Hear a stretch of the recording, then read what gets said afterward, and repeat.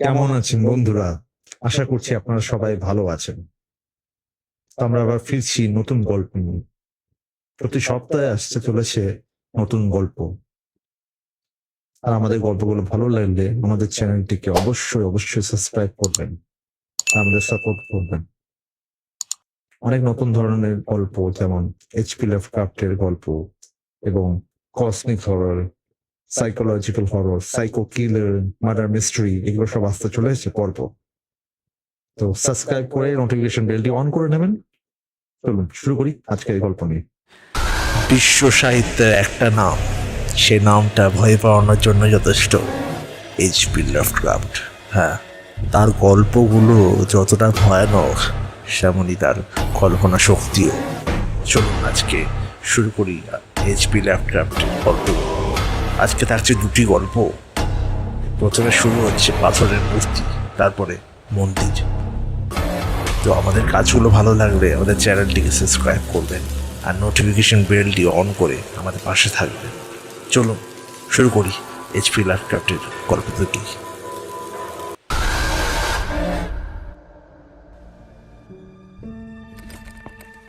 ব্যাগপত্র গুছিয়ে ফেলো জ্যাক, আমরা বেরোচ্ছি। আমি বেনের দিকে একবার সন্দেহের চোখে তাকালাম। বেজায় একগুঁয়ে বন্ধুটি আমার। এবারে ফের কি জেদ ধরল কে জানে। যাচ্ছে কোথায়? অ্যাডিয়ন্ট্যাক, গ্রামটার নাম মাউন্টেন টপ। হঠাৎ সে বন জঙ্গলে কি কাজ পড়ল তোর? বলছি, হেনরি জ্যাকসনের বুকের দোষ হয়েছিল জানিস তো? ও গিয়েছিল ওখানে রোগ সেরে আসতে। কদিন আগে দেখি ফিরে এসেছে। কি সব উল্টো পাল্টা নাকি দেখেছে বলল।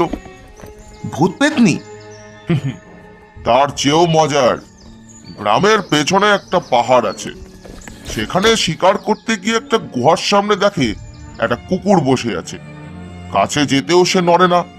শেষে সাহস করে তার গায়ে হাত বোলাতে গিয়ে দেখে সেটা পাথরে, এত নিখুঁত যে না ছুঁয়ে দেখলে তফাৎ ধরা যায় না। আর ওইতে খানিক ঘাবড়ে গিয়ে ও গুহার ভেতরে গিয়ে ঢুকেছিল। ঢুকে দেখে একটা মানুষের মূর্তি পড়ে আছে গুহার মেঝেই, গায়ে দিব্যি জামা কাপড়। সেটাকে আর ছুঁয়ে দেখার সাহস করেনি জ্যাকসন। কোনো মতে পাততাড়ি গুটিয়ে পত্রপাঠ ফিরে এসেছে।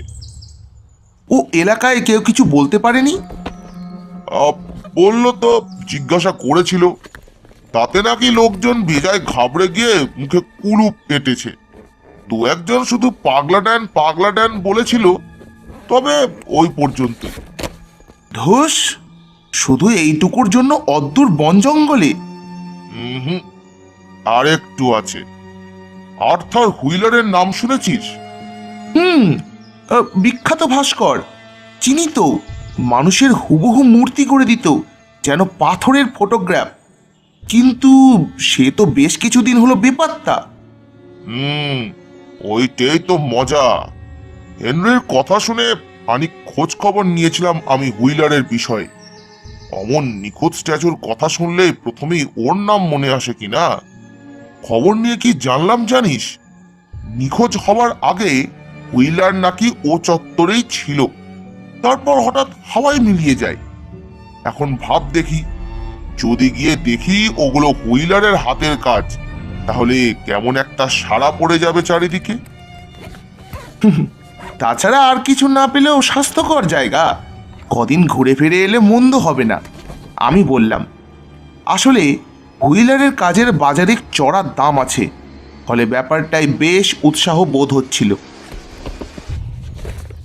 সপ্তাহখানেক বাদে লম্বা রেল রাস্তা পাড়ি দিয়ে চমৎকার বন পাহাড়ের মধ্যে দিয়ে বাঁশের ঝাঁকুনি খেতে খেতে মাউন্টেন টপ গ্রামে গিয়ে হাজির হওয়া গেল। জুনের বিকেল, সোনালি রোদ পড়েছে চারপাশে। গ্রাম বলতে কয়েকটা ঘর, একটা ছোট সরাইখানা আর একটা মুদির দোকান, তার পাশে বাস স্টপ। গাগঞ্জে যা হয় দেখি, মুদির দোকানের ধাপে গ্রামের লোকজন আড্ডা জমিয়েছে। গুটি গুটি পায়ে সেদিকে এগিয়ে গিয়ে তাদের সঙ্গে জুটলাম দুজনে।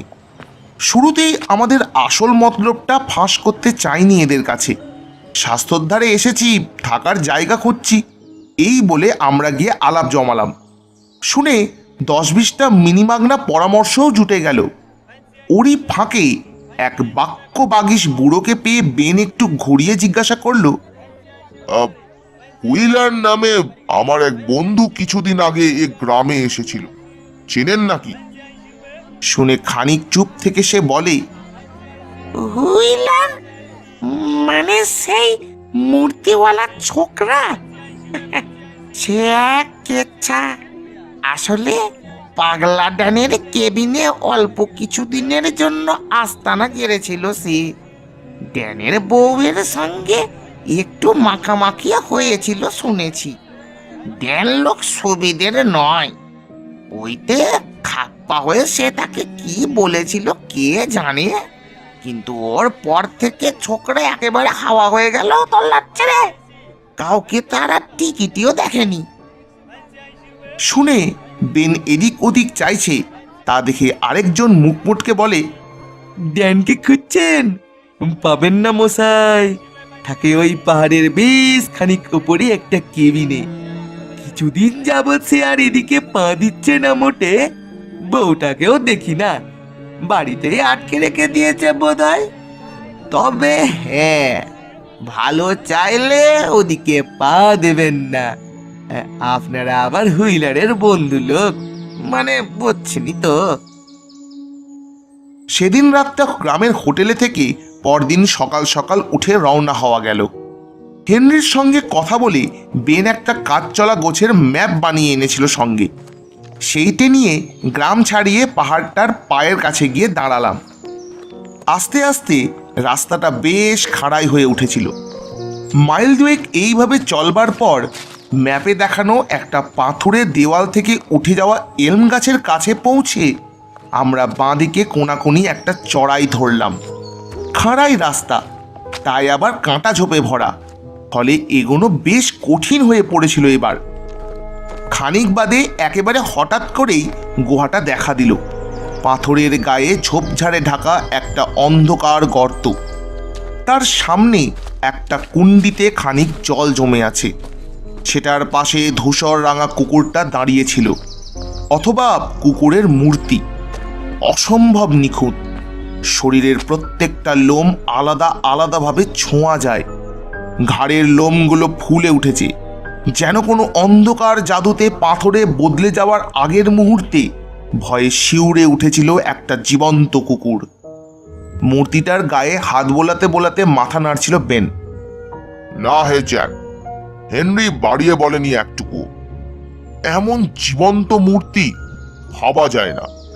হুইলারের কাজ আমি চিনি, লোকটা ভালো আর্টিস্ট, কিন্তু এমন জীবন্ত স্ট্যাচু বানানো শুধু তার কেন, কোনো মানুষের কর্ম নয়। বলতে বলতে গুহাটার মুখের দিকে ফিরে কি ভেবে সে আবার বলে, আচ্ছা, ওখান থেকে কোনো গ্যাস ট্যাস বেরিয়ে এসে জীবন্ত জীবকে এরকম করে দেয় না তো? গুহাটার দিকে মুখ ঘুরিয়ে দেখলাম আমিও। একটা অজানা ভয় এসে বাসা বাঁধছিল আমার বুকে। প্রায় ফিসফিস করে বললাম, আর তাই যদি হয়, তাহলে গুহার মধ্যে যে মূর্তিটা পড়ে আছে সেটাও।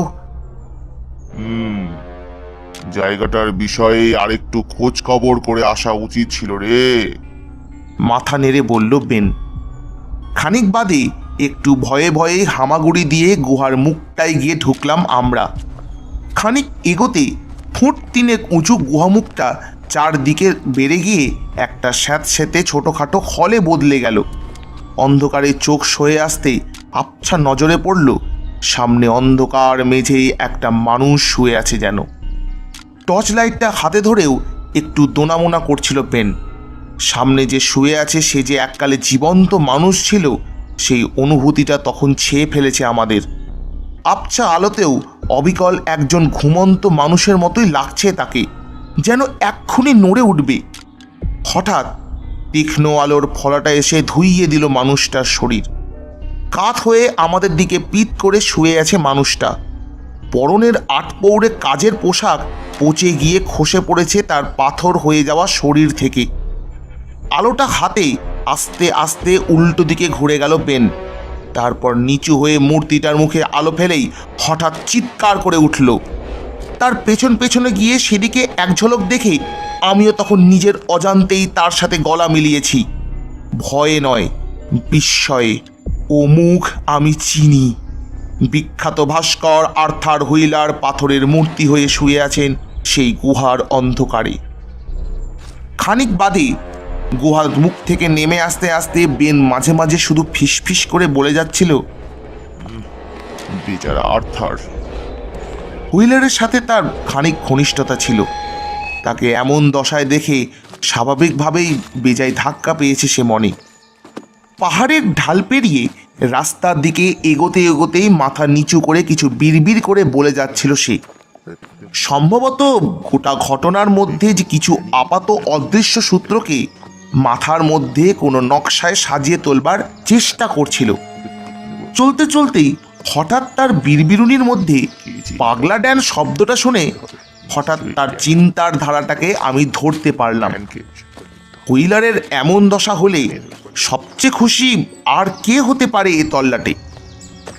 কিন্তু সে চিন্তাটাকে প্রায় সঙ্গে সঙ্গে তাড়িয়ে দিলাম আমি।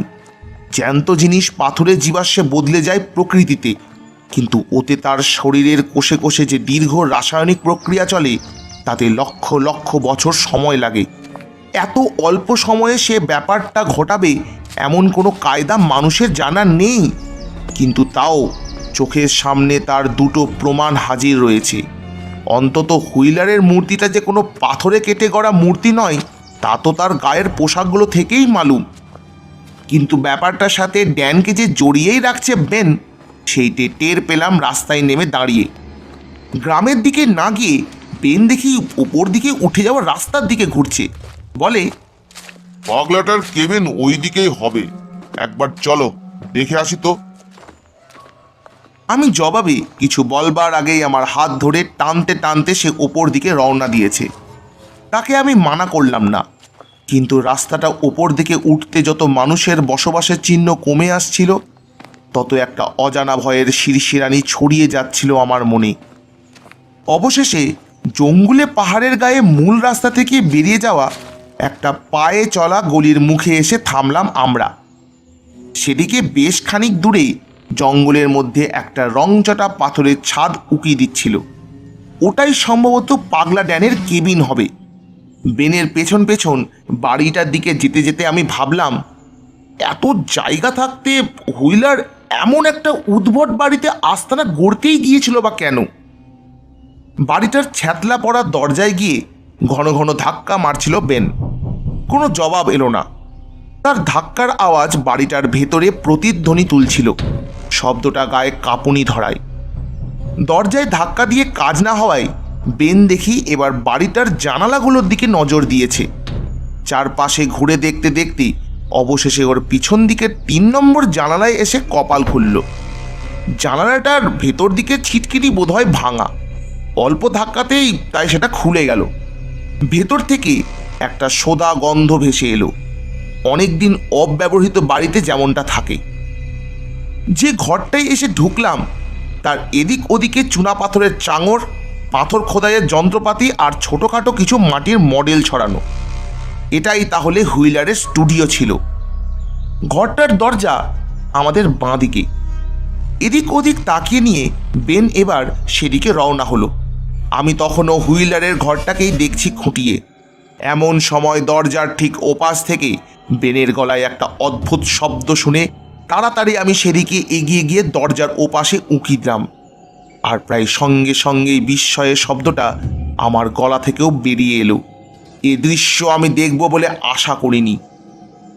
পাহাড়ের ভেতরে কোনো নির্জন গুহা নয়, তার সম্ভাব্য অজানা বিষ বাষ্পটা থেকে অনেক দূরে আসবাবপত্র দিয়ে সাজানো একটা নিতান্ত আটপৌড়ে ঘরের মধ্যে দুটো পাথরের মূর্তি রাখা।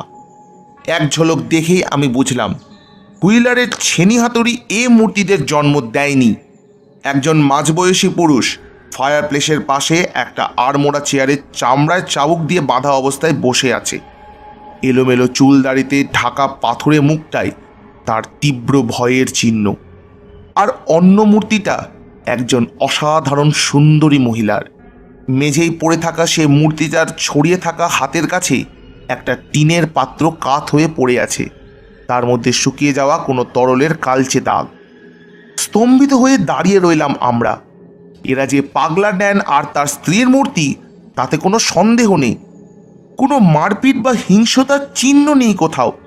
চারপাশে স্বাভাবিক ঘর গৃহস্থালির জিনিসপত্র ছড়ানো, যেন একটা স্বাভাবিক সন্ধে চলতে চলতেই হঠাৎ থেমে গেছে।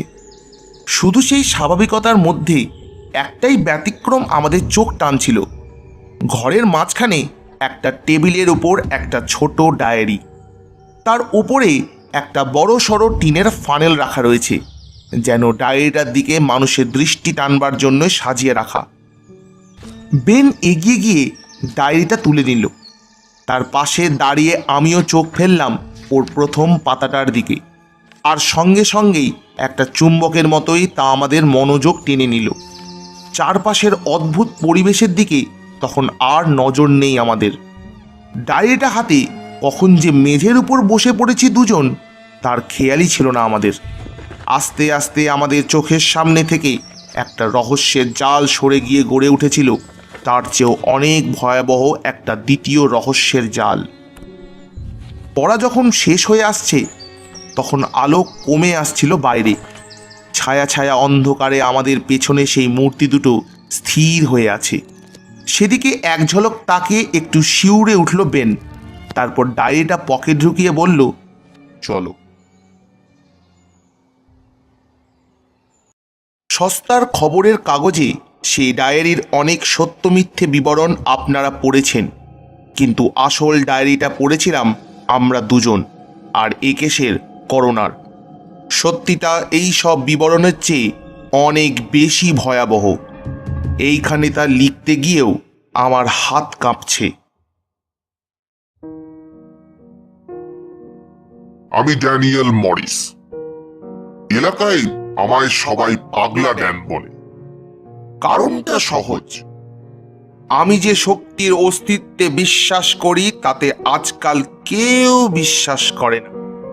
হ্যালোউইনের সন্ধে আমার কালো পাঁঠা বলি দেওয়া, অমাবস্যার রাতে শৃগাল ভোজ, এ সবই ওদের কাছে সেফ পাগলামো। যে পূজায় ধরিত্রীর মহাদ্বার খোলবার সাধনা করি আমি, ওরা সে পূজাকে বন্ধ করতে চায়। ওরা জানে না কার রক্ত বইছে আমার শরীরে।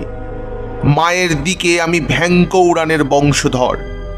1857-তে তাকে ফাঁসি দিলেও সৈন্যরা তার সংগ্রহের আদিম পুঁথি আইবনের কপিটির সন্ধান পায়নি। তার বাড়ি পুড়িয়ে দেওয়ার পর সে পুঁথি সঙ্গে নিয়ে তার নাতি উইলিয়াম এসোপাসে আসেন। হাডসনের এপারে সে সময় সবাই জানত জাদুকর উইলিয়ামের বিরাগ ভোজন হওয়ার শাস্তি কি হয়। ওরা জানে না এসোপাস থেকে তাড়া খাওয়ার পর আমার মামা হেনরিক এই পাহাড়ে এসে বাড়ি করার সময়ও সে পুঁথি কাটছাড়া করেননি। কাউকে না বললে আমি পাগল হয়ে যাব, তাই এই ডায়েরিকেই সব কথা বলে যাচ্ছি আমি। বহুকাল পরে আইবনকে আজ কাজে লাগাবার দরকার হয়েছে আমার, আর তার কারণ ওই পাথরওয়ালা ছোকরা। যেদিন ঘুরতে ঘুরতে আমার এখানে এসে হাজির হয়ে খানিক কথাবার্তা বলেই একেবারে হপ্তায় $13 ভাড়ায় আমার বাড়িতে উঠল, আমি একটু অবাকই হয়েছিলাম। ওর চেয়ে অনেক কমে তো রাজার হালে নিচের হোটেলে থাকা যায়। 3 মাস বাদে আজ কারণটা আমার কাছে পরিষ্কার। রোজের সঙ্গে ফষ্টি নষ্টি করতে এসেছে। মেয়েটা আমার হাঁটুর বয়সী। বিয়ের পর আমার যাগযজ্ঞ দেখে ভয়ে ও কাঁপত, কিন্তু সে বাদেও মোটের উপরে ভালোই ছিলাম আমরা। কিন্তু ওই শেয়ালটা এখানে এসেই স্তক রোজের চোখে মুখের ভাব বদলে গেছে। 25শে নভেম্বর। আর কোনো সন্দেহ নেই, এ রোজকে ভাগিয়ে নেবার মতলবই করছে। বাইরে ভাব দেখায় যেন কিছু বোঝে না, কিন্তু ওদের চোরা চাউনির মানে আমি বুঝি। এর একটা ব্যবস্থা করতে হবে আমায়। মামার ট্রাঙ্ক থেকে আইবনের পুঁথিটা বের করেছি কাল রাতে। এমন একটা কিছু বের করতে হবে যাতে শয়তান দুটো মরে কিন্তু আমার গায়ে আঁচ না লাগে। ইয়থের আহ্বান করা যেতে পারত, কিন্তু তাতে একটা বাচ্চাকে বলি দিতে হবে। পড়শিরা টের পেলে বিপদ হয়ে যাবে ওতে। জীবন্ত পচিয়ে ফেলার রাসায়নিক, না, ওতে দুর্গন্ধ বের হয়। তবে কিছু একটা খুঁজে আমি বার করবই। December 20, eureka. আহা, কি মধুর! আর এক্ষেত্রে কি নাটকীয় প্রতিশোধ, ঠিক যেমনটা চেয়েছি। 779 পাতায় একটা অন্য কালিতে লেখা একটা ফর্মুলা। মনে হয় প্রপিতামহ বারুই পিক্টার্সের হাতের লেখা। এখন শুধু জিনিসগুলো আনবার অপেক্ষা। কথা দিচ্ছি, আমি যে ভাস্কর্য গড়ব তা এমন জীবন্তের মতো হবে যে ওই ছোকরার পুতুলের চেয়ে অনেক গুণ দামে বিকিয়ে যাবে বাজারে। জলের মধ্যে কয়েক ফোঁটা মিশিয়ে দাও, শরীরে ঢুকবার সঙ্গে সঙ্গে তার যাবতীয় ধাতব উপাদানগুলো কোষের জ্যান্ত জিনিসগুলোকে সরিয়ে দিয়ে লক্ষ লক্ষ বছরের একটা প্রাকৃতিক প্রক্রিয়াকে এক নিমেষে, কি নাটকীয়, তাই না? মূর্তি গড়িয়ের মূর্তি, আর তার সঙ্গে তার গোপন প্রেমিকার। আহা, হারিয়ে যাওয়া বিখ্যাত ভাস্কর্যের শেষ কাজ, প্রেমিকা সহ এক অসাধারণ আত্মপ্রতিকৃতি।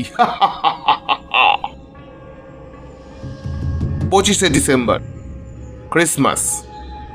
দুশ্চরিত্র দুটো এমনভাবে নির্লজ্জভাবে একে অন্যের দিকে তাকাচ্ছে যেন আমি বলে একটা মানুষ ধারে কাছে নেই। লজ্জা টজ্জা একেবারে বিসর্জন দিয়েছে।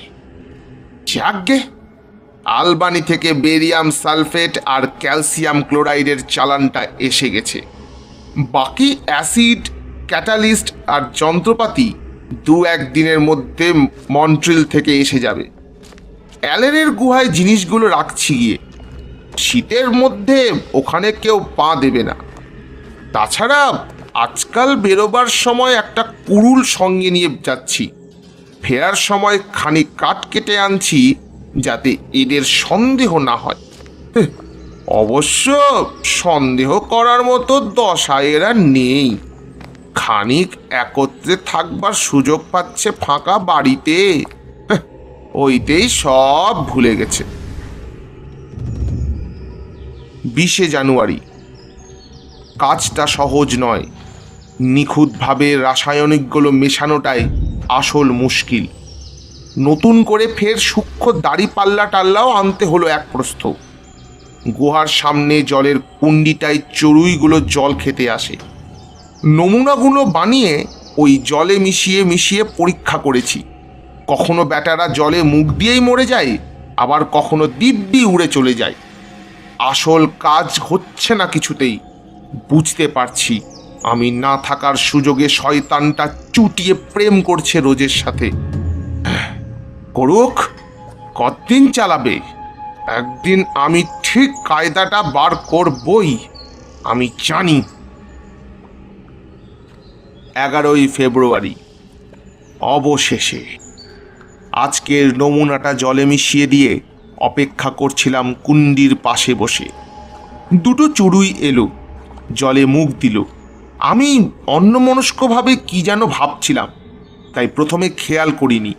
তারপর হঠাৎ সেদিকে তাকিয়ে দেখি জলের মধ্যে দুটো পাথরের পাখি। পালকের মাথাগুলো অবধি নিখুঁত। জলে মুখ দেওয়ার পর 1 সেকেন্ডেও লাগেনি কাজটা হতে। এইবারে আরেকটু বড় জন্তু নিয়ে পরীক্ষা। ওষুধের শক্তি সেজন্যে খানিক বাড়াতে হবে। ডোজটাও। রোজের কুকুরটাকে দিয়ে কাজ চলে যাবে। রেক্সকে নিকড়ে নিয়ে গেছে বলে দিলেই হবে খন। যা ডুকরে কাঁদবে না। আসলে রেক্স হলো গিয়ে আমার বউয়ের প্রাণ। কাঁদুক কাঁদুক, কেঁদে নিক একটু, তারপর তো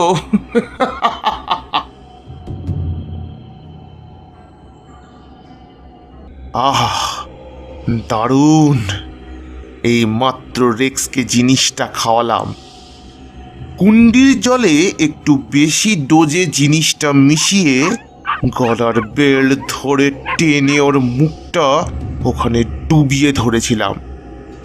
জলটা মুখে যেতেই আমার হাতের মধ্যে কুকুরটা পাথর হয়ে গেল। যখন টেনে জলে মুখ দেওয়াচ্ছি তখন ওর ঘাড়ের লোমগুলো ভয়ে খাঁড়া হয়ে উঠেছিল, আর ঠিক সেভাবেই পাথর হয়েছে সেগুলো। নড়বড় ফুসরত পাইনি। এবার হুইলার, যাবে কোথায় তুমি? দুটোকে আলাদা আলাদা ধরবো। হুইলারের কেসটা সহজ। এ জিনিসের কোনো স্বাদ গন্ধ নেই। ওয়াইনে মিশিয়ে খাইয়ে দিলেই কাম ফতে।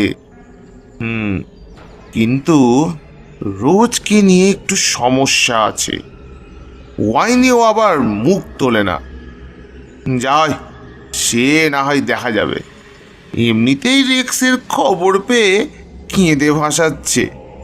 ওর উপর দরকারে খানিক চাপকে দিলেই।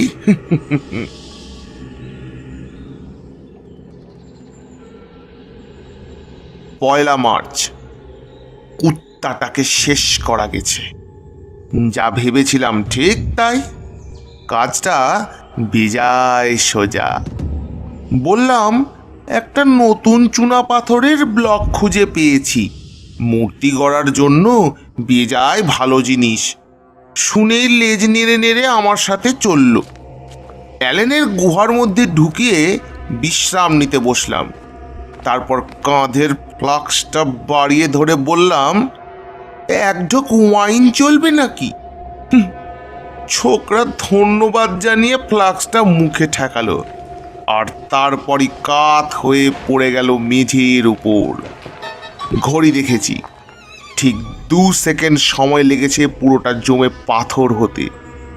সেই 2 সেকেন্ডের মধ্যেই আমি অবশ্য শয়তানটার কানে বলে দিয়েছিলাম রোজেরও এ দশা হবে।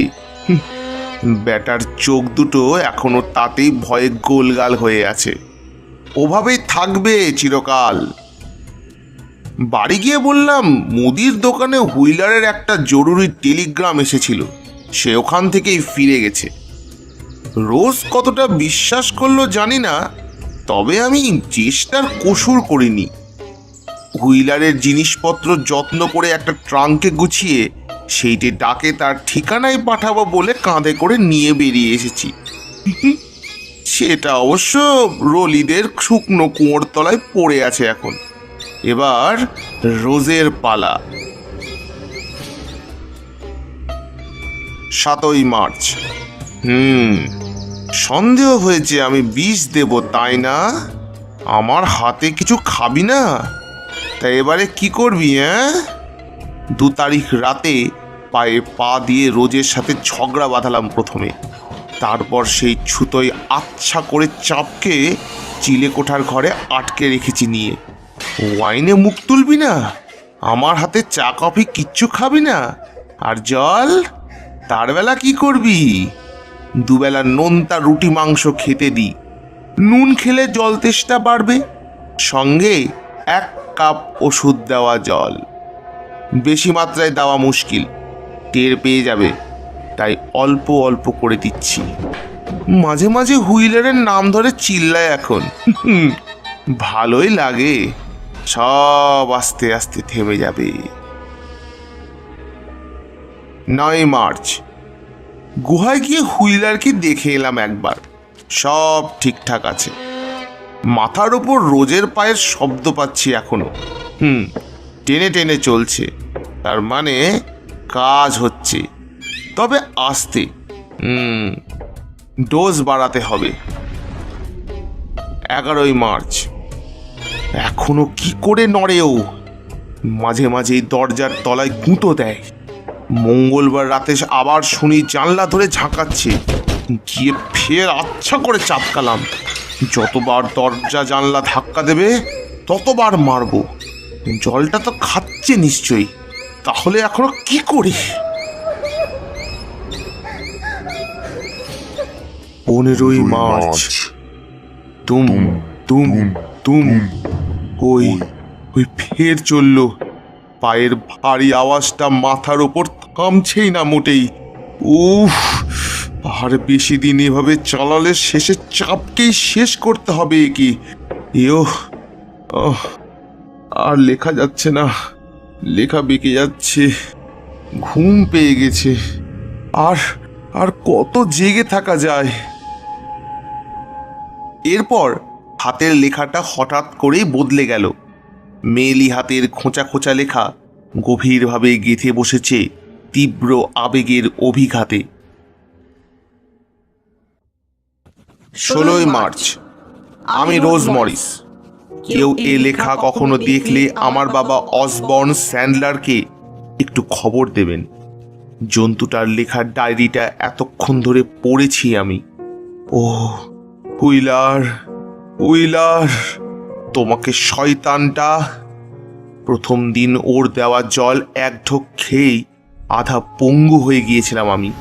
বুঝেছিলাম ও আমায় বিষ দিচ্ছে, কিন্তু ঈশ্বর সাক্ষী, কোনো মানুষ যে এত ভয়ঙ্কর বিষ আরেকটা মানুষকে দিতে পারে তা আমি কল্পনা করতে পারিনি। সেই দিনই ঠিক করেছিলাম সুযোগ পেলে ওকে আমি ছাড়ব না। দ্বিতীয় দিন থেকে ওর দেওয়া জল আমি মুখে তুলিনি, যত্ন করে জমিয়ে রাখতাম একটা বাটিতে। ছাদের ফুটো দিয়ে যেটুকু বৃষ্টির ছিটে ফোঁটা আসে তাই ধরে খেতাম, আর অসহ্য যন্ত্রণা নিয়েও নিজেকে সচল রাখতাম, যাতে কখনো সুযোগ পেলে। শয়তান, সাক্ষাৎ শয়তান ছিল লোকটা। কোন জাদুতে বশ করে বিয়েতে রাজি করিয়েছিল আমি জানি না। বিয়ে হয়ে এসে ইষ্টক ওর শয়তানি যাগযজ্ঞ আমি নিজে চোখে দেখেছি। তাতে সাহায্য না করবার জন্য রোজ চাবুক খেয়েছি। তারপর হুইলার এলো। অনেক দিন বাদে আমি হাসলাম। ঈশ্বর সাক্ষী, কোনো দুশ্চরিত্র আচরণ আমরা করিনি। ঠিক করেছিলাম এখান থেকে পালিয়ে গিয়ে সংসার পাতব, কিন্তু হায়, ভগবানের তার সইল না। দরজার তলাটা নড়বড়ে, ধাক্কা দিলে শব্দ হতো, তাতে ঘুম থেকে উঠে এসে আমায় চাপকে যেত এক চোট, কিন্তু আমি হাল ছাড়িনি। আজ তার ফল পেয়েছি। নিচে থেকে নাক ডাকবার শব্দ উঠতেই ফের ধাক্কা দিলাম। ও জাগলো না। সাহস করে সারা শরীর দিয়ে একটা ঠেলা দিলাম। তালা ভেঙে দরজা খুলে গেল, তাও আজ জাগেনি। নিচে এসে দেখি চেয়ারে বসে ঘুমিয়ে আছে, একপাশে চামড়ার চাবুকটা রাখা। সেইটে নিয়ে আষ্টে পৃষ্ঠে শয়তানটাকে বেঁধে ফেললাম চেয়ারের সাথে। তাতে জেগে ওঠে অশ্রাব্য ভাষায় গাল দিচ্ছিল আমাকে। আমি সেই শুনতে শুনতেই ওর ডায়েরিটা নিয়ে পড়েছি। কেঁপে উঠেছি বারবার, জ্ঞানও হারিয়েছি, কিন্তু তারপর জেগে উঠে ফের পড়েছি। পড়া শেষ হলে ওর সাথে এসে 3 ঘন্টা ধরে কথা বলেছি। মনের কথা একটাও গোপন করিনি ওর কাছে। তারপর রান্নাঘর থেকে টিনের ফানেল আর চিলে কোঠায় জমিয়ে রাখা ওর দেওয়া বিষ জল নিয়ে যখন ফের নেমে এলাম, তখন ও বুঝতে পেরেছে আমি কি করতে চাই। আহা, কি ভয় না পেয়েছিল বেচারা। প্রথমে চিৎকার, তারপর ফানেলটা যখন ওর মুখে ঠেসে ভরে দিলাম, তখন সারা গা কাঁপিয়ে গোঁগো করলো অনেকক্ষণ। তারপর পাত্রের অর্ধেকটা জল ফানেল দিয়ে ওর মুখে ঢেলে দিতে হঠাৎ সব থেমে গেল। ফানেলটা যখন মুখ থেকে টেনে বের করছি, তখন ঠং ঠং আওয়াজ তুলছিল সেটা পাথরে ঘা খেয়ে। আর কিছু বলার নেই আমার। আর্থার নেই। আধা পঙ্গু জীবনটা নিয়ে আমার কোনো স্বপ্ন নেই।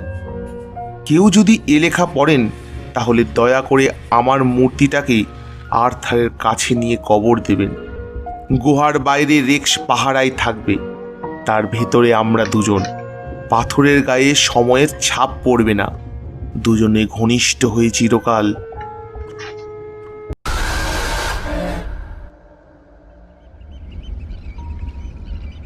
ইউকাটান উপকূলে প্রাপ্ত পাণ্ডুলিপি 20 আগস্ট 1917।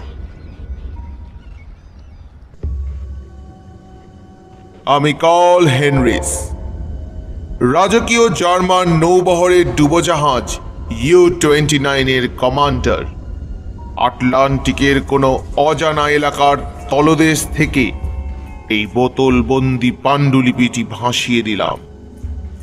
আসন্ন মৃত্যু নয়, তার চেয়েও ভয়ঙ্কর কিছু তথ্য মানুষকে জানানোর প্রয়োজনেই আমার এই শেষ চেষ্টা। গত 18 জুন 45 ডিগ্রি উত্তর ও 28 ডিগ্রি পশ্চিমে আমরা ব্রিটিশ জাহাজ ভিক্টোরিকে টর্পেডো করি ও তার লাইফবোটগুলোকে ডুবিয়ে দিই। জাহাজটার সলিল সমাধি আমাদের ক্যামেরায় রেকর্ড করা হয়। ফিরে আসতে পারলে তা একটা চমৎকার দলিল হতে পারত। সূর্যাস্তের সময় ভেসে উঠে দেখা যায় ডুবোজাহাজের ওপরের রেলিংয়ে এক মৃত ব্রিটিশ নাবিকের শরীর ঝুলে আছে। মহান পিতৃভূমির বিরুদ্ধে ইংরেজ জানোয়ারদের হীন যুদ্ধের শিকার এই তরুণ তার মৃত্যুদূতকে আঁকড়ে ধরেই বাঁচবার শেষ চেষ্টা করছিল সম্ভবত। দেহটার তল্লাশি নিতে তার পকেট থেকে আইভরিতে খোদাই করা লরেল পাতার মুকুট পরা এক তরুণের বিচিত্র মূর্তি পাওয়া যায়। মূর্তিটা পরীক্ষা করে লেফটেন্যান্ট ক্লেন জানান সেটা অতি প্রাচীন ও দুর্মূল্য কোনো শিল্পকর্ম। মূর্তিটি তিনি নিজের জিম্মায় রাখেন। কেমন করে এমন অমূল্য জিনিস এক সাধারণ নাবিকের পকেটে এলো তা বোঝা কঠিন। শরীরটা জলে ছুঁড়ে ফেলবার সময় দুটো ঘটনা ঘটে যাতে খানিক উত্তেজনার সৃষ্টি হয়। স্মিথ ও ঝিমার জানায় তাকে ঝুলিয়ে তোলবার সময় হঠাৎ নাকি মৃতদেহটা চোখ খুলে তাদের এক ঝলক দেখেছিল। তার দৃষ্টিতে নাকি তীব্র ব্যঙ্গের ঝিলিক ছিল। স্টোর কিপার মুলার এরপর দাবি করে সে স্পষ্ট দেখেছে শরীরটা জলে পড়বার খানিক পরেই ভেসে উঠেছিল এবং তারপর তার সাঁতার কেটে তীর বেগে দক্ষিণ দিকে চলে যায়। আমি এবং ক্লেঞ্জ মিলে এহেন গ্রাম্য কুসংস্কারের জন্য এদের তিনজনকে, বিশেষ করে মুলারকে কিছু গালাগাল দিই। এরপর দিন বেশ কয়েকজন নাবিক একই সঙ্গে অসুস্থ হয়ে পড়ে। জানা যায় রাতে কিছু ভয়াবহ দুঃস্বপ্নের শিকার হয়েছে তারা। সম্ভবত একটানা সমুদ্র যাত্রার কুফল। অসুস্থদের কাছ থেকে অব্যাহতি দেওয়া হয়। এ সময় সমুদ্র অশান্ত ছিল, কাজেই আমরা অপেক্ষাকৃত গভীর এবং শান্ত এলাকায় ডুব দিই। এই গভীরতায় পৌঁছে একটা দক্ষিণমুখী সমুদ্র স্রোতের সন্ধান পাওয়া যায়। চার্টে তার উল্লেখ ছিল না। সন্ধ্যার শুরুতে সমুদ্র খানিক শান্ত হলে আমরা ফের ভেসে উঠি। দিগন্তের কাছে একটি জাহাজের ধোঁয়া দেখা যাচ্ছিল, তবে দূরত্বের কারণে আমাদের ধরা পড়বার কোনো দুশ্চিন্তা ছিল না। সেদিন সন্ধ্যা গভীর হবার সঙ্গে সঙ্গে মুলারের কিছু মানসিক বিকার দেখা দেয়। তার চেহারায় অসুস্থ একটা উত্তেজনা ধরা পড়ছিল। সেই সঙ্গে ক্রমাগত ভুলও বকছিল সে। তার দাবি ডুবে থাকবার সময় পোর্ট হোলের বাইরে দিয়ে বেশ কিছু চেনা মৃতদেহ সে ভেসে যেতে দেখেছে। তারা নাকি পচন ধরা মুখগুলো থেকে জ্বলন্ত দৃষ্টিতে তাকে দেখছিল, আর তাদের নেতৃত্ব দিচ্ছিল আমাদের জাহাজ থেকে ছুঁড়ে ফেলা সেই তরুণ সৈনিকের দেহ। মুলারকে হেন গুজব ছড়াবার অপরাধে সে কলে বেঁধে চাবুক মারা হয়। এতে অন্য নাবিকরা খানিক অসন্তুষ্ট হয়েছিল, কিন্তু ইতিমধ্যে খবর আসে যে ডাচিয়া নামে একটি জাহাজ আমাদেরই দিকে আসছে। পরবর্তী শিকারের প্রস্তুতিতে সবাই ব্যস্ত হয়ে ওঠায় নাবিকদের অসন্তোষ তখনকার মতো চাপা পড়ে যায়।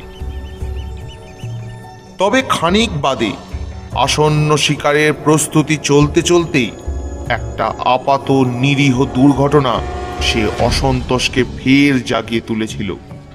হঠাৎ রেডিও অপারেটর জানায় জাহাজের ওয়্যারলেস সেট নিজে নিজেই বিকল হয়ে গেছে। বহু চেষ্টাতেও তাকে ফের চালু করা না যাওয়াতে ফের একটা অযৌক্তিক ভয় আর উত্তেজনার পরিবেশ ফিরে আসে জাহাজে। জিমারের নেতৃত্বে একদল নাবিক এসে দাবি করে সেই আইভরির মূর্তিটা নাকি অশুভ, সেটাকে জলে ফেলে দিতে হবে। আবেদনটি বলা বাহুল্য অস্বীকার করা হয়। 20 জুন তারিখে বন ও স্মিথ বদ্ধ উন্মাদ হয়ে যায়। যদিও প্রতিটি জার্মান জীবন মহামূল্যবান, তবু জাহাজে কোনো ডাক্তার না থাকায় আমরা বাধ্য হয়ে তাদের মৃত্যুদণ্ড দিই। এরপর মুলার আর কোনো উৎপাত না করে শান্ত হয়ে যায়। তাকে সন্ধ্যাবেলা ছেড়ে দেবার পর থেকে সে চুপচাপ নিজের কাজে ডুবে যায়। পরের সপ্তাহটা আমাদের কাটে আসন্ন শিকারের উত্তেজনায়। সে উত্তেজনা আরও বাড়িয়ে দিয়েছিল জিমার ও মুলারের রহস্যময় অন্তর্ধান। সম্ভবত ক্রমাগত ভীতিপ্রদ স্বপ্ন দেখে চলার মানসিক চাপ থেকে তারা জলে ঝাঁপিয়ে আত্মঘাতী হয়েছিল। এরপর থেকে সারা জাহাজে একটা চাপা ভয়ের আবহ তৈরি হয়। আমাদের কড়া শাসনে কেউ মুখে তা প্রকাশ না করলেও নাবিকদের আচরণে তার স্পষ্ট ছাপ পড়েছিল। গোটা অবস্থাটা লেক লেঞ্জের উপরে নিঃসন্দেহে মানসিক চাপ তৈরি করছিল, আর তার প্রকাশ ঘটছিল তার অকারণ উত্তেজনায়। এমনকি আমাদের ঘিরে ক্রমশ বেড়ে চলা ডলফিনদের ঝাঁক কিংবা ক্রমেই শক্তি বাড়িয়ে তোলা সেই দক্ষিণগামী সমুদ্র স্রোতের মতো প্রাকৃতিক ঘটনাগুলো তাকে মাঝে মাঝে অস্থির করে তুলছিল। কয়েকদিন অপেক্ষা করবার পর বোঝা গেল দাচিয়া আমাদের ফাঁকি দিয়েছে। ততদিনে আমাদের অভিযানও শেষের মুখে পৌঁছেছিল। জাহাজের পরিস্থিতি তখন এমন দুঃসহ হয়ে উঠেছে যে সে ব্যর্থতার দুঃখকে ছাপিয়ে উঠেছিল বাড়ির পথ ধরবার আনন্দ।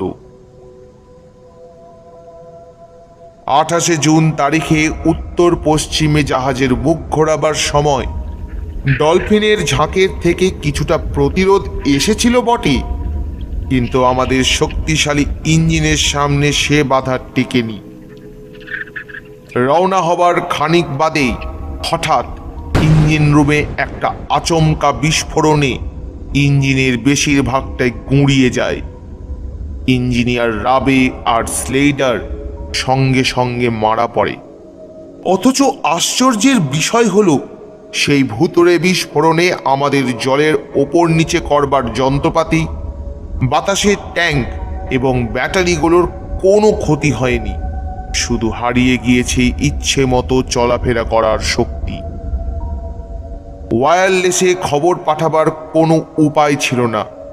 লাইফ বোটে চেপে জাহাজ ছাড়বার অর্থ শত্রুর হাতে নিশ্চিত ধরা পড়া। অতএব ভাগ্যের হাতে নিজেদের ছেড়ে দিয়ে অপেক্ষা করা ছাড়া আর কোনো পথ ছিল না আমাদের। জুলাইয়ের 2 তারিখ অবধি ডলফিনের পাহারায় দক্ষিণমুখ সমুদ্র স্রোতে ভেসে চলবার পর একটা আমেরিকান জাহাজের দেখা মিলল। সঙ্গে সঙ্গে নাবিকদের আত্মসমর্পণের দাবি জোরদার হয়ে উঠতে তাদের পান্ডা ট্রপকে গুলি করতে বাধ্য হলো ক্লেঞ্জ। এর পরদিন বিকেলে সমুদ্র অশান্ত হওয়ায় আমরা জলের খানিক গভীরে ডুব দিয়েছিলাম। রাতে ভেসে উঠবার চেষ্টা করতে গিয়ে দেখা গেল জাহাজের পাম্প অকেজো হয়ে গেছে। জলের তলায় এভাবে বন্দি হবার পর নাবিকরা ফের একবার ক্লেঞ্জের কাছে রাখা সেই মূর্তিটাকে বিদেয় করবার কথা ঠরে ঠরে বলছিল বটে, কিন্তু তার হাতের অটোমেটিক পিস্তলটা সে কথাবার্তাকে বেশি দূর এগোতে দেয়নি। চাপা অসন্তোষটা বিদ্রোহের রূপ নিল ৪ঠা জুলাই ভোরে। জাহাজের ৬ জন নাবিক হঠাৎ একসঙ্গে ক্লেঞ্জের কেবিনে হানা দিল। তাদের সব রাগ পড়েছে ক্লেঞ্জের সেই মূর্তিটার ওপরে, নাকি সেটাই সব বিপত্তির মূল। ক্লেঞ্জ ঘুম ভেঙে এই দেখে হতভম্ব হয়ে পড়েছিল। তাকে বাঁচাবার জন্য শেষে আমি পেছন থেকে এসে ওই ৬টা জানোয়ারকে গুলি করে শুইয়ে দিই।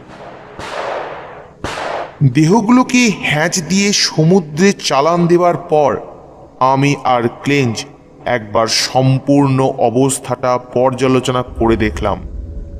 জাহাজে অবশিষ্ট আছি আমরা ২ জন, ফলে সঙ্গের খাবার, অক্সিজেন উৎপাদক আর ব্যাটারি অনেক দিন চলবে। তবে যোগাযোগ ব্যবস্থা, ইচ্ছে মতো চলাফেরা করার শক্তি কিংবা দিক বা গতি নির্ণয়ের কোনো যন্ত্রই আমাদের কাছে নেই। ফলে দক্ষিণমুখী স্রোতে ভেসে যাওয়া ছাড়া আর কিছু করবার নেই আমাদের। ঠিক করা হলো আমরা অপেক্ষা করব, নিশ্চয়ই কোনো না কোনো পথ বের হবেই। এরপর যত দিন যাচ্ছিল ততই কেমন নিস্তেজ হয়ে পড়ছিল ক্লেঞ্জ। মদ্যপান বেড়ে চলেছিল তার, সেই সঙ্গে সব সময় তাকে ঘিরে থাকতো কাল্পনিক কিছু ভয়। আমি অবশ্য অত সহজে হাল ছাড়িনি। আমি প্রাশিয়ান, ঈশ্বর আমাদের মনকে ইস্পাত দিয়ে গড়েছেন। হতাশা বা কল্পনারোগ আমার কোনোদিনই নেই। যতক্ষণ জেগে থাকতাম জানলার বাইরে আলো ফেলে চারদিক দেখতাম। ওইতেই আমাদের ঘিরে এগিয়ে চলা ডলফিনের একটা অদ্ভুত বৈশিষ্ট্য আমায় অবাক করেছিল। একদিন ওদের মধ্যে ২-১টা ডলফিনকে আলাদা করে নজরবন্দি করে রেখে প্রায় ৪-৫ ঘন্টা ধরে দেখলাম, কিন্তু তারা কেউ একবারও শ্বাস নেবার জন্য ওপরে ভেসে ওঠেনি। দক্ষিণের দিকে এগোতে এগোতে আস্তে আস্তে আমরা আরো গভীরে ডুবে যাচ্ছিলাম।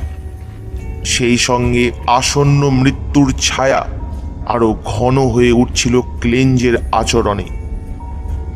মাঝে মাঝেই তার হাতে মারা যাওয়া নাবিকদের নাম করে প্রার্থনা করত সে, আর ঘন্টার পর ঘন্টা সম্মোহিতের মতো তাকিয়ে থাকত সেই আইভরির মূর্তিটার দিকে।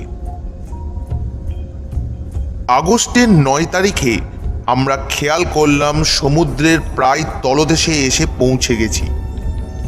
সার্চ লাইটের আলোয় ছুটন্ত জাহাজের নিচে একটা উঁচু নিচু জমি চোখে পড়ছিল। সামুদ্রিক ঘাস আর নানা জাতের শামুক ছড়ানো সেই প্রান্তরে জলজ ঘাসে ঢাকা কিছু বিচিত্র ধ্বংসাবশেষ দাঁড়িয়ে। দেখে ক্লেঞ্জ অনুমান করছিল সেগুলো সম্ভবত ডুবে যাওয়া কোনো জাহাজের ধ্বংসাবশেষ। এরই মধ্যে জমি থেকে ফুট ৪ উঁচু হয়ে উঠে থাকা একটা ঢিবি দেখে আমি অনুমান করলাম সেটা হয়তো জমির নিচে থাকা কোনো টিলার মাথা। ক্লেঞ্জ তীক্ষ্ণ চোখে সেটার দিকে দেখছিল। হঠাৎ সে কাঁপতে কাঁপতে পোর্ট হোল থেকে সরে গিয়ে বলে, দেখতে পাচ্ছ? ওর গায়ে নকশাগুলো দেখতে পাচ্ছ? বুঝলাম ভুল দেখা শুরু হয়ে গেছে। তবে আমার প্রাশিয়ান মন তখন সতর্কভাবে অদ্ভুত কিছু প্রশ্ন নিয়ে নাড়াচাড়া করছিল। প্রথমত, এত গভীরে এসেও আমাদের ইউবোট জলের ভয়ঙ্কর চাপ সহ্য করছে কি করে? আর দ্বিতীয়ত, এত গভীরে আমাদের ঘিরে দক্ষিণে ছুটে চলা ওই ডলফিনের দল বেঁচে আছে কি করে? ১২ই আগস্ট বিকেলে একটা দুর্ঘটনা ঘটল। ক্লেঞ্জ টাওয়ারে বসে সার্চ লাইটটা এদিক ওদিক ঘোরাচ্ছিল। হঠাৎ সেখান থেকে লাফিয়ে ওঠে সে চিৎকার করে আমার দিকে ছুটে এলো। কাছে এসে আমার হাত ধরে ঘন ঘন টানে আর বলে, ট্রাক এসেছে, ও শোনো, আমাদের যেতে হবে। বলতে বলতেই টেবিলের ওপরে রাখা সেই মূর্তিটা পকেটে ভরে নিয়ে সিঁড়ি দিয়ে ডেকে ডাবল হ্যাচের দিকে চলল সে। পাগলের সঙ্গে তর্ক চলে না। আমি তার হাত ধরে টেনে নরম গলায় বললাম, কি হচ্ছে ক্লেঞ্চ, একটু শান্ত হয়ে বসো তো। তাতে সে আরো উত্তেজিত হয়ে বলে, এখনো সময় আছে, তার আদেশ মানলে এখনো ক্ষমা পাবে, আর অমান্য করলে। এবার আমি পিস্তলটা তার দিকে উঁচিয়ে বললাম, পাগল হয়ে গেছো তুমি ক্লেঞ্চ, আর একটা কথা বললে। তাতে সে চিৎকার করে বলে, যদি পাগল হয়ে থাকি সেটা তার দয়া, সুস্থ থেকে শেষ পরিণতিটা যাকে সইতে হবে তার মতো দুর্ভাগা দুনিয়ায় নেই। এসো কার্ল, তার ডাক শোনো, নিজের মনকে তার পায়ে সঁপে দাও, তারপর চলো। আমি তাতেও বন্দুক সরাই না দেখি এইবার কৌশল বদলালো ক্লেঞ্চ। সে বলে, তাহলে আমাকে অন্তত যেতে দাও তুমি। ভেবে দেখলাম একে যেতে দেওয়াই মঙ্গল, নইলে দুজনেই মারা পড়ব। খানিক বাদে বললাম, যাও তবে, যদি কখনো উদ্ধার পাই তাহলে তোমার পরিবারের জন্য কোনো স্মৃতিচিহ্ন। জবাবে প্রেতের মতো একটা হাসি হেসে হাতের মূর্তিটাকে আরো জোরে চেপে ধরল সে শুধু। আমি আর কথা বাড়ালাম না, তার পেছন পেছন এগিয়ে গিয়ে ডাবল হ্যাচের প্রথমটা খুলে ধরতে সে এগিয়ে গেল ভেতরে। সেটা বন্ধ করে বাইরের হ্যাচ খুলতে তীব্র চাপে জল এসে গুম গুম করে ধাক্কা দিল জাহাজের গায়ে। তারপর সব শান্ত হয়ে গেল। পোর্ট হোলের বাইরে তখন ডলফিনের দল ঘন হয়ে ভেসে রয়েছে। হাজার চেষ্টা করেও সে বাধা পেরিয়ে দেখতে পেলাম না কোথায় ভেসে গেল ক্লেঞ্জের দেহটা। পরদিন সকালে টাওয়ারের সার্চ লাইট জ্বালিয়ে দেখি আমাদের গতি প্রায় থেমে এসেছে। উত্তরের দিকে ভূপ্রকৃতিতে কোনো বদল ছিল না, কিন্তু দক্ষিণের দিকে আলোটা ঘুরিয়ে ধরে নজরে পড়ল সেখানে সমুদ্রতল হঠাৎ করেই খাঁড়া নেমে গেছে নিচের দিকে। ডুবোজাহাজটা সেদিকে আস্তে আস্তে ভেসে চলেছিল। তাড়াতাড়ি আলোটা নিচের দিকে করতে গিয়ে কোনো তারে টারে টান পড়ে সেটা নিভে গিয়েছিল। কয়েক মিনিটের চেষ্টায় সেটা ঠিক করে ফের যখন তা জ্বলে উঠল, তখন পায়ের অনেক তলার সেই সামুদ্রিক উপত্যকার দিকে তাকিয়ে মাথাটা ঘুরে উঠল আমার। একটা আস্ত শহর যেন ঘুমিয়ে আছে সেই উপত্যকায়। তার গঠনশৈলী আমার একেবারেই অচেনা। আমাদের জাহাজটা তার এক পাশে একটা পাথর বাঁধানো মাঠের উপর আস্তে আস্তে নেমে আসছিল। তখন হঠাৎ খেয়াল হতে দেখি আমাদের ঘিরে থাকা ডলফিনেরা কখন যেন উধাও হয়েছে। যেখানে এসে নেমেছি তার এক পাশে শহরটা ঢালু হয়ে এগিয়ে গেছে একটা প্রাচীন নদীখাতকে ঘিরে। তার অন্য পাশে একেবারে চমকে দেওয়ার মতো কাছে একটা গুহা মন্দির। কঠিন সাদা পাথরের বুক ফুঁড়ে অসংখ্য জানালাওয়ালা সেই বিশাল গুহা মন্দিরের গায়ে চোখ ঝলসানো খোদাই অলঙ্করণ। সমুদ্র গর্ভের অন্তহীন অন্ধকার আর অগণিত সহস্রাব্দের নির্বাসন তার এতটুকু ক্ষতিও করতে পারেনি। আটলান্টিস? হয়তো তাই। জানতাম মৃত্যু একেবারে কাছে এগিয়ে এসেছে আমার, তবু আমার কৌতূহল তখন উদগ্র হয়ে উঠেছে। সার্চলাইটের আলো ঘুরিয়ে মন্দিরের দিকে ধরে তার গায়ের হেলেনিস্টিক অথচ স্বতন্ত্র অলঙ্করণগুলোকে দেখছিলাম আমি। কিন্তু সে আলো মন্দির গর্ভের অন্ধকারকে ভেদ করতে পারেনি। অবশেষে এক সময় ব্যাটারি বাঁচাবার জন্যই আলোটা নিভিয়ে দিতে হলো আমাকে। নিশিম সেই অন্ধকারে কিছু দূরে দাঁড়ানো অদৃশ্য মন্দিরটা আমাকে যেন ডাকছিল। আমি একজন জার্মান, লক্ষ বছরের ব্যবধানে প্রথম পা দিব সেই সভ্যতার বুকে। আমি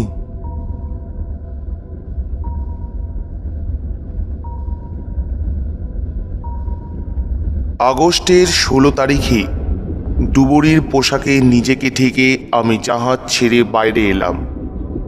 শহরের ঢাল ধরে এলোমেলো খানিক ঘুরে উন্নত সভ্যতার যে অসংখ্য চিহ্ন নজরে পড়ল, তার সব কিছু এখানে লিখে রাখবার ক্ষমতা আমার নেই। যদি কখনো এ লেখা সভ্য দুনিয়ায় পৌঁছয়, তাহলে আপনারা এখানে এসে নিজেরাই তা দেখবেন হয়তো। খানিক বাদে ব্যাটারি দুর্বল হয়ে আসায় সেদিন আমাকে ফের জাহাজে ফিরে আসতে হলো। ঠিক করেছিলাম 17 তারিখে মন্দিরটার ভেতরে যাব, কিন্তু বাদ সাধল আমার ডুবুরি পোশাকের আলো। তার ব্যাটারির শক্তি ফুরিয়েছে তখন। অন্ধকারে ওই গুহা মন্দিরে ঢুকে লাভ হতো না কোনো। খানিক ভেবে আমি শেষমেশ জাহাজের লালচে হয়ে আসা সার্চ লাইটটা সেদিকে ঘুরিয়ে রেখে বের হয়ে এলাম জাহাজ থেকে। আর এই দিনই প্রথমবার সেই গুহা মন্দিরের অন্ধকার দরজায় দাঁড়িয়ে আমি টের পেলাম ক্লেঞ্জের মনের অবস্থাটা ঠিক কেমন হয়েছিল। একটা অদ্ভুত দ্বন্দ্ব যেন আমাকে ছিঁড়ে খাচ্ছিল সেখানে দাঁড়িয়ে। অন্ধকার গুহা মুখটা প্রাণপণে টানছিল আমাকে, আর একই সঙ্গে সারা শরীরে ছড়িয়ে যাচ্ছিল একটা তীব্র আতঙ্কের অনুভূতি। ফিরে এসে সেই দিনটা আর তার পরের দিন অন্ধকারে বসে কাটালাম আমি। ব্যাটারির শক্তির শেষ পুঁজিটুকু খরচ করতে সাহস হচ্ছিল না আমার। অজস্র স্মৃতি নেকড়ের পালের মতো ছিঁড়ে ধরছিল আমাকে। ক্লেঞ্জ পাগল হয়ে গিয়েছিল ওই অন্ধকার গুহায় লুকোনো দূর অতীতের আতঙ্কের ভেতর পৌঁছাবার আগেই। তাই আত্মঘাতী হয়ে মুক্তি পেয়েছে সে। আমাকেও সে ডেকেছিল, আমি যাইনি। এখন ওই অন্ধকার আমায় ডাকছে, অমোঘ সেই ডাক। এখনো সময় আছে। ক্লেঞ্জের পিস্তলটা। হঠাৎ থরথর করে কেঁপে উঠে আমি জাহাজের সব কটা আলো জ্বালিয়ে দিলাম। এ অন্ধকারে আমি আর থাকতে পারবো না, কিছুতেই না। কখন যে সেইভাবেই ঘুমিয়ে পড়েছিলাম আমি জানি না। তারপর গতকাল বিকেলে ঘন অন্ধকারের মধ্যে আমি জেগে উঠলাম। ব্যাটারিগুলো ফুরিয়ে গেছে। কয়েকটা দেশলাই কাঠি জ্বালিয়ে তারপর ভয়ে সে কাজ থামিয়ে দিলাম আমি। ওই আমার শেষ আলোর সম্বল। ওষুধের বাক্স থেকে একটা ঘুমের বড়ি খেয়ে ফের একবার শুয়ে পড়লাম আমি। কিন্তু সে ঘুমের থেকে জেগে থাকা বোধহয় ভালো ছিল। স্বপ্নে আমার জাহাজ ঘিরে প্রত্যেকটা পোর্ট হলে এগিয়ে এসেছিল অসংখ্য মৃত মানুষের ফুলে ওঠা মুখ। শুনতে পেয়েছিলাম তাদের অন্তহীন মৃত্যু চিৎকার, আর তাদের মধ্যে থেকে সেই অলিভ পাতার মুকুট পরা তরুণের মূর্তির মুখটা ব্যঙ্গের চোখে তাকিয়ে থেকেছিল আমার দিকে। আজ জেগে উঠবার পরে খুব সাবধানে দিচ্ছি, কারণ যা দেখছি তার কতটা বাস্তব আর কতটা স্বপ্ন তার বোধ আমার আর অবশিষ্ট নেই। বেশ বিচিত্র মানসিক কেস। কোনো জার্মান ডাক্তার আমাকে এখন পরীক্ষা করতে পারলে চিকিৎসা বিজ্ঞানের অনেক। যাক সে কথা। এখন আমি জেগে উঠেছি একটা তীব্র ইচ্ছের ধাক্কায়। মন্দিরটা যেন একটা ভয়ানক শক্তিতে টানছে আমাকে। যেতেই হবে আমায় তার কাছে। আর একই সাথে সে টানের উল্টো দিকে কাজ করছে শক্তিশালী পঙ্গু করে দেওয়া একটা ভয়। সেই টানা পড়ে নিয়ে ক্ষতবিক্ষত হতে হতেই অন্ধকারের মধ্যে দেখতে পাচ্ছি জাহাজের বাইরে মন্দিরের দিকে এগিয়ে যাওয়া এলাকাটা একটা আবছা আলোয় উজ্জ্বল হয়ে উঠেছে। কিন্তু কি করে তা সম্ভব? আমি ভুল দেখছি। হ্যাঁ হ্যাঁ, পাগল হয়ে গেছি আমি। হ্যাঁ হ্যাঁ হ্যাঁ হ্যাঁ, তাই হবে। কারণ এইবার যা ঘটছে আমার বিজ্ঞানের সমস্ত শিক্ষা বলছে তা অসম্ভব।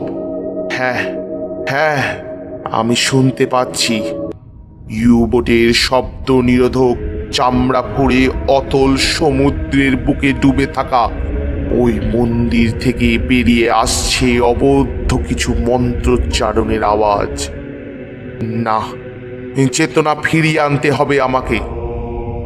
খানিকটা ব্রোমাইড সলিউশন ঢেলে দিয়েছি গলায়, তাতে শব্দগুলো সব সরে গেছে, কিন্তু আলোটা এখন তা আমার কেবিনের মধ্যেও ছড়িয়ে পড়েছে। ওই তো ব্রোমাইডের শিশিটা যেখানে রেখেছিলাম সেইখানেই দেখা যাচ্ছে তাকে, ওই সব জেটে নরকের আলোয়। তীব্র ইচ্ছেটা একটা জন্তুর মতো আমাকে টানতে টানতে নিয়ে চলেছে ডেকের হ্যাচের দিকে। আমি যাব না, না না, যেতে হবে আমাকে, যেতে হবেই।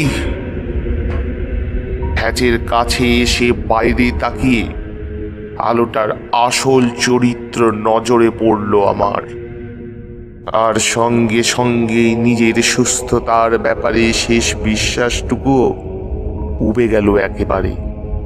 স্পষ্ট দেখছিলাম সমুদ্রের নিচের সেই মন্দিরের দরজা জানলাগুলো তার ভেতরে জ্বলতে থাকা কোনো আলোয় উজ্জ্বল হয়ে উঠেছে। আমার মাথার ভেতরে তখন সেই মন্দিরের দিকে এগিয়ে যাবার ইচ্ছেটা একটা কঠোর আদেশের মতো বাজছে। সে আদেশ অমোঘ, তার হাত থেকে মুক্তি নেই আমার। কিন্তু না, ক্লেঞ্জের মতো পাগল হয়ে অরক্ষিত শরীরে ওই অতল জলে এগিয়ে যাব না আমি। যখন প্রথম আমার মাথায় ওই মন্দিরে যাবার আদেশটা একটা ইচ্ছের রূপ ধরে এসেছিল, তখনই আমি এই শেষ মুহূর্তটার জন্য নিজেকে তৈরি করেছিলাম। আমি এর শেষ দেখতে চাই সজ্ঞানী একজন প্রাশিয়ান অফিসারের মতো। তাই তখন থেকে এই পাণ্ডুলিপিটা আমি লিখে তৈরি করেছি তাকে ভরে জলে ভাসিয়ে দেবার মতো একটা পুতুলকে। এইবার সময় হয়েছে।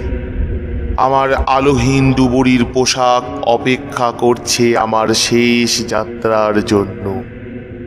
এইবার এই লেখাকে সমুদ্রে ভাসিয়ে দিয়ে শেষবারের মতো আমার শেষ পার্থিব বন্ধু এই ইউবোটকে ছেড়ে আর কোনো ভয় নেই। ক্লেঞ্জের সাবধান বাণীকেও আর ভয় করি না আমি। মন্দিরের ওই আলো একটা চোখের ভুল। আমি জানি ওই অতল জলের মধ্যে এই ডুবুরির পোশাকে দম বন্ধ হয়ে প্রাণ যাবে আমার। তবুও আমি সাহসের সঙ্গে মরব, একজন জার্মানের মতো মরব আমি। মাথার মধ্যে ওই অট্টহাসিগুলো ফের ভেসে উঠেছে, ছিঁড়ে খুঁড়ে যাচ্ছে আমার মাথার মস্তিষ্কের তন্ত্রীগুলো। হ্যাঁ, আমাকে যেতে হবে। হ্যাঁ, আমি আসছি। হ্যাঁ, আমি আসছি প্রভু। গায়ে তুলে নিয়েছি আমার ধাতব কফি।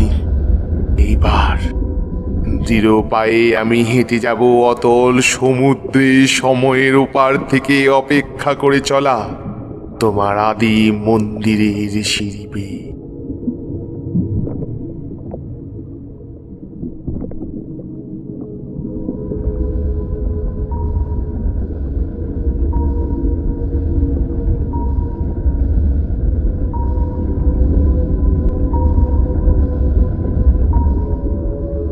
এতক্ষণ আপনারা শুনছিলেন এইচপি লাভক্রাফটের লেখা মন্দির। গল্প পাঠে রঞ্জন ও অভিক, পোস্টার আর সাউন্ড ডিজাইনিংয়ে অভিক।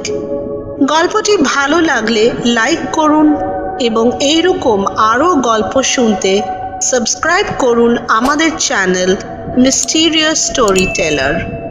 আবার আসবো এক নতুন গল্প নিয়ে। ভালো থাকুন ও গল্প শুনতে থাকুন।